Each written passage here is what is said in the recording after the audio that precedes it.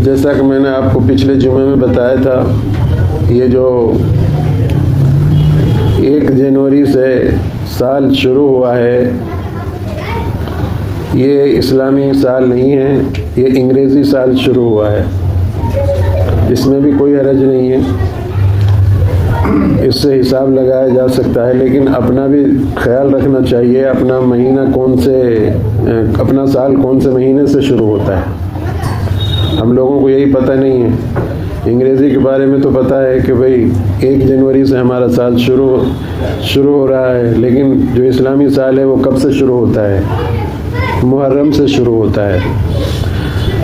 तो ये 1 जनवरी को कितने लोगों ने, जिनमें मुसलमान ज़्यादातर शामिल हैं, बड़े शोर शराबा किया, डीजे बजाए, पटाखे जलाए और पड़ोस वालों को भी तंग किया, परेशान किया, रात भर शराब पी गई और कितना ज़िना हुआ और कितना बुराइयां हुई इस रात में नया साल के नाम पर।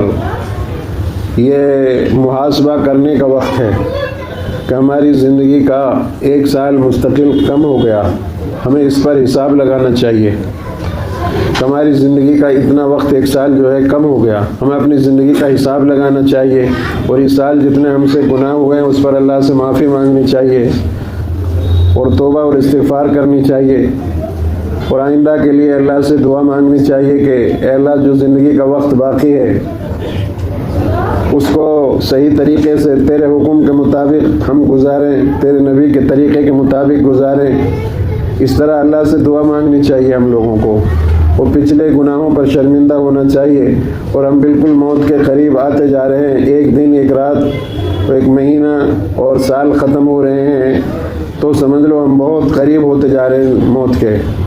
इससे हमें इबरत हासिल करनी चाहिए, ना कि हमें पटाखे चलाने चाहिए, खुशी मनानी चाहिए, ना बहुत शराबें पी जा रही हैं इसके नाम से। तो ये तमाम चीज़ें हमारे इस्लाम में नहीं हैं। हमें चाहिए कि हम जो हैं अल्लाह के हुक्मों के मुताबिक अपनी ज़िंदगियों को गुजारें, नबी सल्लल्लाहु अलैहि वसल्लम के तरीक़े के मुताबिक अपनी ज़िंदगियों को गुजारें।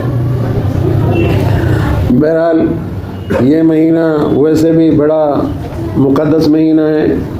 ये वो महीना है जिसको रजब कहते हैं अरबी के महीनों में से, इस्लामी महीनों में। इस महीने में इस्लाम से पहले जब रसूलुल्लाह सल्लल्लाहु अलैहि वसल्लम तशरीफ़ नहीं लाए थे, तब भी गैर मुस्लिम जो मुशरिकीन थे, काफिरीन थे, वो सब इसका एहतराम करते थे। इसमें लड़ाई झगड़े बंद कर देते थे, नेकियां करते थे, बुरे कामों से बचते थे। उनके जो एतबार से इबादत होती थी इबादत करते थे, लड़ाई हो रही होती थी, जंग हो रही होती थी तो बंद कर देते थे। ये महीना ऐसा महीना है। नबी सल्लल्लाहु अलैहि वसल्लम इस महीने में कसरत से रोज़ा रखा करते थे और नबी सल्लल्लाहु अलैहि वसल्लम दुआ भी मांगते थे कि या अल्लाह हमारे रजब में, शाबान में बरकत अता फरमा और हमको रमज़ान के मुबारक महीना अता फरमा।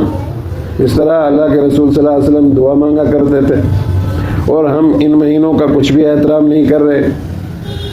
हमें चाहिए कि इन महीनों में हम कसरत से रोज़ा रखें और अल्लाह से दुआ मांगें कि या अल्लाह ये महीना तेरा है। नबी सल्लल्लाहु अलैहि वसल्लम ने फरमाया रजब अल्लाह का महीना है, शाबान मेरा महीना है, रमज़ान मेरी उम्मत का महीना है। तो इसलिए दुआ मांगनी चाहिए कि अल्लाह हमें रजब दिया तूने और शाबान और हमें रमज़ान तक पहुंचा दे ताकि उसमें हम अपनी इबादत करके अपनी मग़फ़िरत करा लें। इस तरह से दुआओं का एहतमाम करना चाहिए, खुराफात से बचना चाहिए और बुराइयों से बचना चाहिए। हमें इबादत करनी चाहिए। इसी महीने में अल्लाह ताला ने अपने नबी को आसमानों पर बुलाया रजब में ही और आप सल्लल्लाहु अलैहि वसल्लम को ये 5 नमाज उम्मत के लिए दी और आसमानों पर आप सल्लल्लाहु अलैहि वसल्लम से अल्लाह ने बात की और ये नमाज़ें 5 अता फरमाई कि नमाज तो 5 हैं, जो आदमी इन 5 नमाज़ों को पढ़ कर के नहीं आएगा मैं उसको 50 नमाज़ों के बराबर सवाब अता फरमाऊँगा।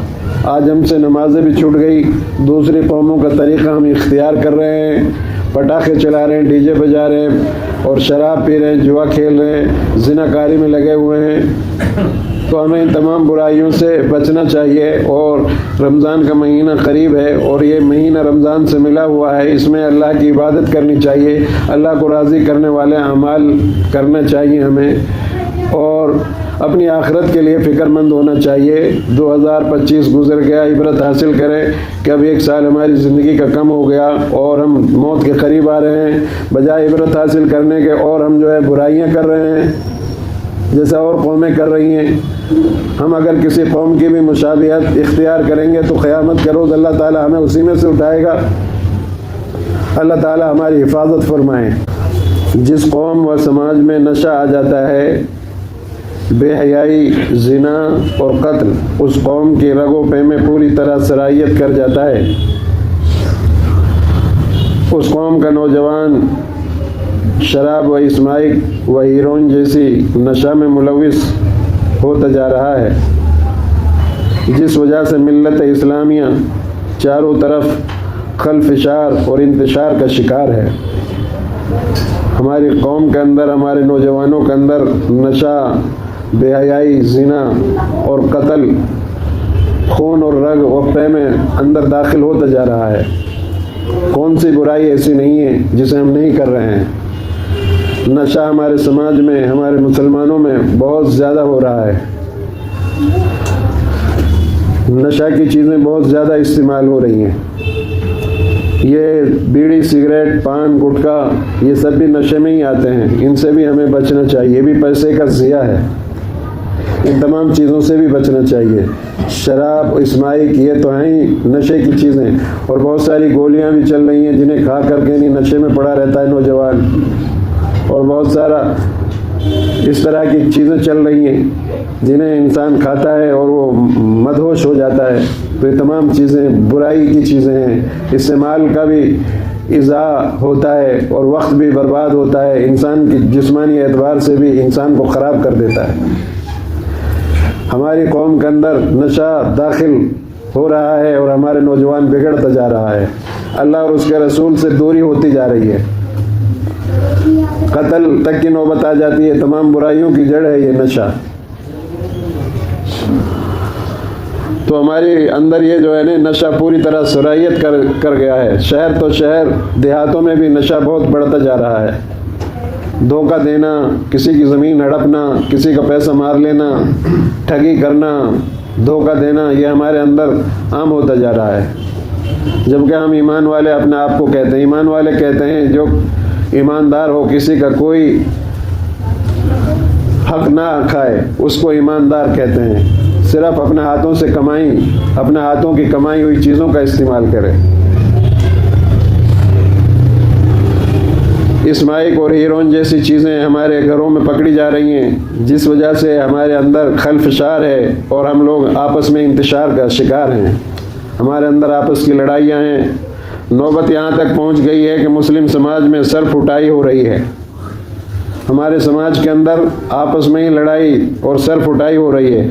जब आदमी नशा करता है तो बेहोश हो जाता है, उसकी अकल माऊफ हो जाती है, तो फिर आपस में ना बहन को देखता, ना भाई को देखता, किसी की तमीज़ उसके अंदर नहीं रहती है। जो ज़बान से चाहता है निकाल देता है। तो सर फुटाई हो रही है हमारे अंदर। कत्ल तो आम सी बात हो गई है। रोज़ाना कहीं ना कहीं रोज़ाना कितने कत्ल हो रहे हैं नाजायज़ तरीके से। ज़मीन की वजह से 1000-2000 रुपए की वजह से आदमी को मार दिया जाता है। कहीं किसी झगड़े की वजह से, जब नशा आपस में नशा खोरी होगी तो आपस में लड़ाई होगी, फिर कत्ल व गारत गरी होगी। तो ये सब नशे की वजह से हो रहा है। तो कत्ल तो आम सी बात हो गई है और लोगों में एक दूसरे का एहतराम जाता रहा है। हम लोग न बड़े का एहतराम करते, न छोटों पर रहम करते। एक दूसरे का एहतराम ही नहीं है। कोई किसी का एहतराम नहीं कर रहा इस वक्त में। बेटा बाप का नहीं कर रहा, बेटी माँ की नहीं कर रही। बेपर्दगी आम होती जा रही है। ये क़यामत की निशानी आती जा रही है हमारी तरफ। तो एहतराम एक दूसरे का जाता रहा। मुस्लिम कौम अना की वजह से मामूली बातों आपस में लड़ना झगड़ना हमारा शेवा बनता जा रहा है। अपनी अना की वजह से मामूली झगड़े को बड़ा बना देते हैं। मेरी बात नहीं चली, अपनी अना की वजह से झगड़े हो रहे हैं। अरे भाई, अना तो किसी की भी बर्दाश्त नहीं की अल्लाह ताला ने।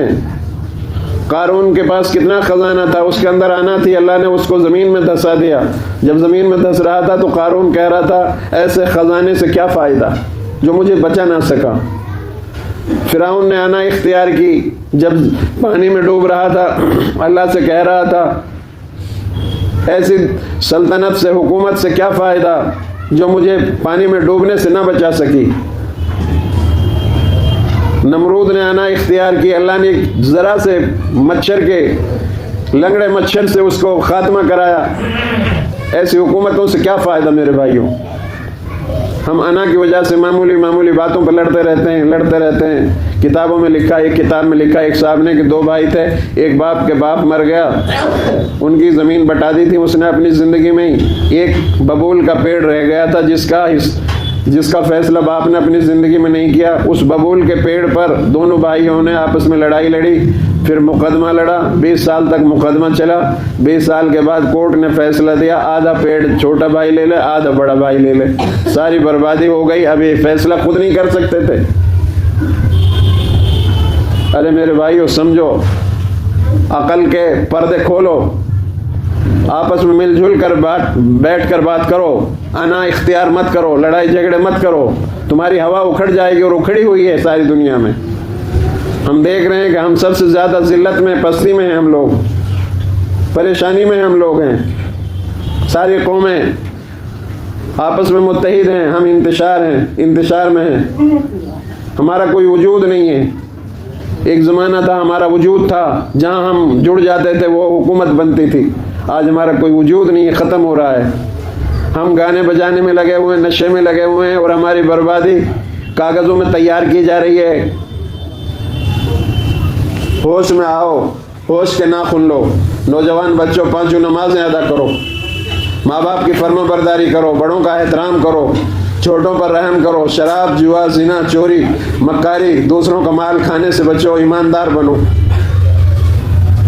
अल्लाह के पास जाकर हम लोग क्या मुंह दिखाएंगे, क्या कहेंगे अल्लाह से? अल्लाह कहेगा क्या लाए हो, हम क्या जवाब देंगे?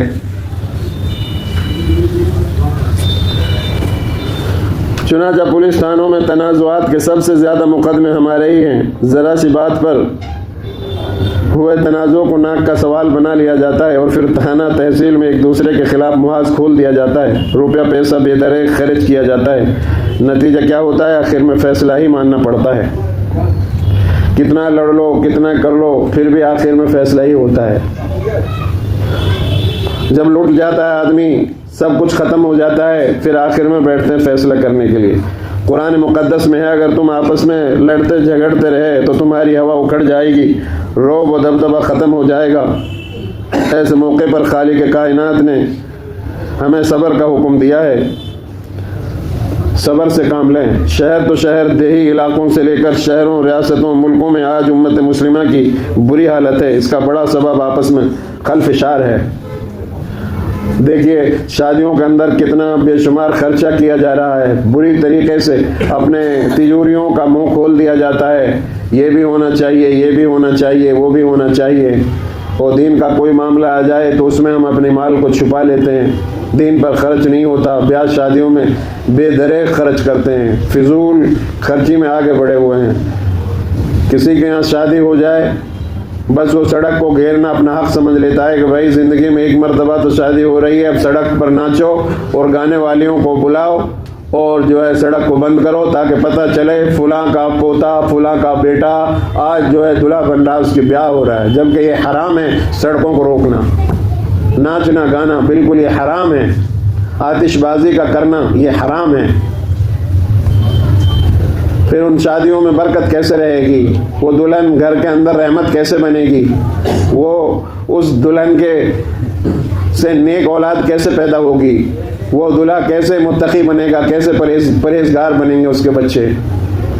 उसमें तो लड़ाई झगड़े ही होते रहेंगे। हदीस पाक में आता है अगर कोई निकाह इसलिए करता है कि खूबसूरत लड़की है तो नीयत बातिल है, इसलिए निकाह करता है, मालदार है तो ये भी नीयत बातिल है, बर्बादी की तरफ ले जाएगी। इसलिए निकाह करता है, मालदार है तो ये भी नीयत बातिल है, ये भी बुराई की तरफ, बर्बादी की तरफ ले जाएगी। हमारे नबी ने फरमाया तुम तकवा पर, दीनदारी पर निकाह करो। मस्जिदों के अंदर कार्ड, एक कार्ड की कीमत 100 रुपया, 50 रुपया, 30 रुपया, 40 रुपया, एक इत्तला देने के लिए, जबकि मैसेज डाल दिया जाए फ़ोन पर तो भी पता चल जाता है, फ़ोन कर दिया जाए तो भी पता चल जाता है। दुनिया पर कितना खर्चा करते हैं लेकिन दीन पर खर्चा नहीं करेंगे। अल्लाह की नाराज़गी की अलामत है कि दीन पर ना खर्च करना। अल्लाह कबूल नहीं करता बुरे लोगों का पैसा अपने दीन पर खर्च करवाना नहीं चाहता। बुरे लोगों को अपने सामने अल्लाह खड़ा होने की तौफीक नहीं देता, नमाज की तौफीक नहीं देता, नेक लोगों को तौफीक देता है। आप भी जुमे आते हैं, जिस तरह जुमे की नमाज फ़र्ज़ है इस तरह 5 नमाजें फ़र्ज़ हैं। जुमा जिस तरह हम फ़र्ज़ समझते इसी तरह 5 नमाजें फ़र्ज़ हैं। 5 नमाजों की पाबंदी करो, रात में उठो, अल्लाह से मांगो, लंबी रात है, दिन में रोज़ा रखो और आखिरत के लिए जो बड़ी लंबी रास्ता है उसके लिए तैयारी करो। नौजवान बच्चे नेक कामों में आगे बढ़ चढ़ कर हिस्से लें, बुरे कामों को रोकने की कोशिश करें।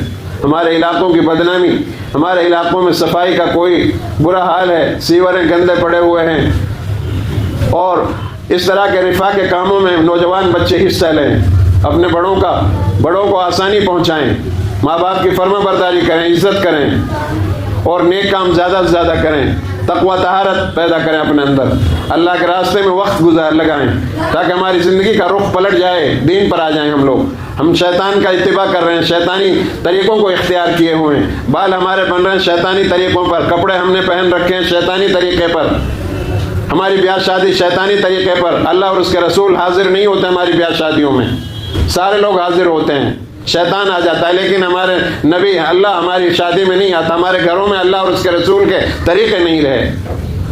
हम समझें और अपने आप को बदलें। अल्लाह से दुआ है अल्लाह रब्बुल आलमीन मुझे भी आप सबको अमल की तौफीक अता फरमाएं। वाखिरु दावाना अनिल हम्दुलिल्लाहि रब्बिल आलमीन।